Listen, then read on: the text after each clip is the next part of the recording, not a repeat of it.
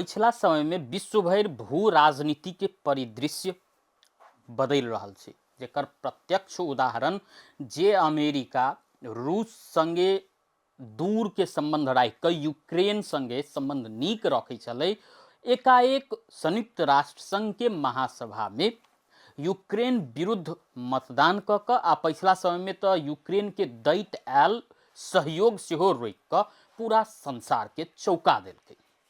अब ई विश्व भर के भू राजनीतिक परिदृश्य के देखबै तो अमेरिका रूस या अमेरिका चीन ई संबंध मात्रे नहीं कि दक्षिण एशिया भीतर से हो भू राजनीतिक परिदृश्य पिछला समय में बहुत गति से बदल रहा है। जेना एकर उदाहरण के रूप में ल सकै छी जे पिछला समय में पाकिस्तान आ बांग्लादेश नजदीक भ रहल छै। बांग्लादेश जे शुरुए से भारत के मित्र रहैत आयल छलैया, पहिने से किछ खटासपूर्ण संबंध भ चुकल छै बांग्लादेश के भारत संगे। तहिना चीन आ भारत बीच एकाएक किछ एक महीना पहिने सीमा संबंधी विवाद के ल क एकटा सीमा संबंधी समझौता भेलै। जाई के बाद में फेरो जे देखबै दोसर घटनाक्रम तो अफगानिस्तान जे 2021 में अफगानिस्तान में तालिबान नेतृत्व के सरकार बनलै, ओहि के बाद में भारत अफगानिस्तान के सरकार से दूरी बनबै छलै। मुदा एकाएक दुबई में भारत के विदेश सचिव आ अफगानिस्तान के विदेश मंत्री बीच भेंट वार्ता भेला के बाद में सेहो सब केओ चकित भेल रहथिन। ई घटनाक्रम सबके जे देखबै तो दक्षिण एशिया में बहुत तेज गति से भू राजनीतिक परिदृश्य बदलैत जा रहल छै। सबसे पहिने उदाहरण राखी जे बांग्लादेश में जखन शेख हसीना के बीतल अगस्त महीना में सत्ता से च्युत होबऽ पड़लनि आ बांग्लादेश छोड़ के भागऽ पड़लनि, जे भारत में आबि के शरण में रहलखिन, अखनो ओ भारते में छथिन। आ इम्हर आबि के अंतरिम सरकार जे मोहम्मद यूनुस नेतृत्व कर रहल छथिन, ओ अंतरिम सरकार पाकिस्तान संगे के संबंध मजबूत बनाबऽ दिस लागि गेलै आ संगे भारत जे सन 1971 में पाकिस्तान से अलग भऽ जे बांग्लादेश बनलै, ओ बांग्लादेश सरकार सब दिन से भारत के नजदीक अबैत रहैत आयल छलैया। मुदा पिछला समय में देखबै शेख हसीना के सत्ता से च्युत भेला के बाद में अंतरिम सरकार पाकिस्तान संगे मजबूत संबंध बना रहल छै, तो भारत संगे के संबंध में किछ खटासपूर्ण संबंध देखल जा रहल छै। इहो एकटा ई दक्षिण एशिया के बदलैत भू राजनीति के परिदृश्य छै। ओना जे कहबै बांग्लादेश भारत संगे संबंध तो राखऽ चाहै छै, मुदा पाकिस्तान संगे सेहो संबंध और मजबूत बनाबऽ चाहै छै। जेकर पिछला उदाहरण ल सकै छी जे बांग्लादेश में पाकिस्तान के उच्च अधिकारी संगे आईएसआई के उच्च अधिकारी सबके आवागमन बढ़ल छै।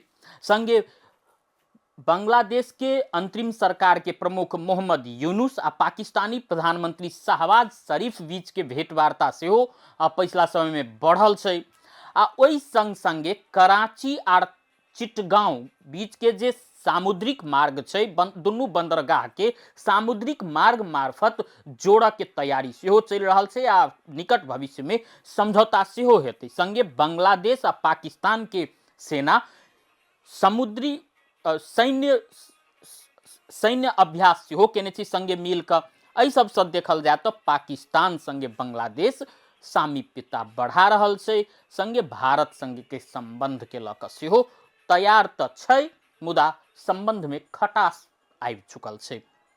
इम्हर जखन एकाएक बीतल महीना भारत के विदेश सचिव विक्रम मिश्री आ चीन के सहायक विदेश मंत्री बीच सीमा विवाद संबंधी विषय के लऽ कऽ सीमा संबंधी समझौता जे भेलै तो पूरा विश्व चकित रहि गेलै।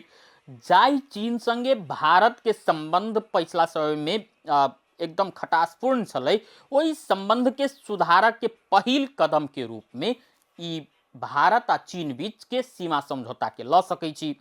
ई सीमा में आर्थिक कारोबार बढ़ाबऽ के दुनू देश बीच सेहो एक किस्म से अप्रत्यक्ष रूप में दुनू देश के तैयारी भ सकैए। ओना चीन के जे बात करबै तो चीन के असल निशाना भारत नहीं कि अमेरिका छै।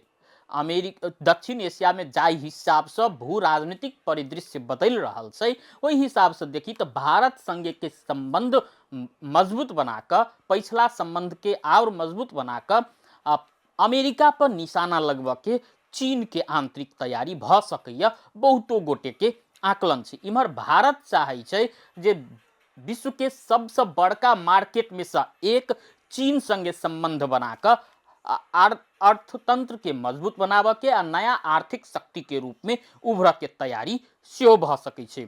एकटा आरो उदाहरण ली जे अफगानिस्तान में सन 2021 में तालिबान नेतृत्व के सरकार बनले, जाहि के बाद में तालिबान नेतृत्व के सरकार संगे भारत के संबंध खराब रहित आयल छलैया।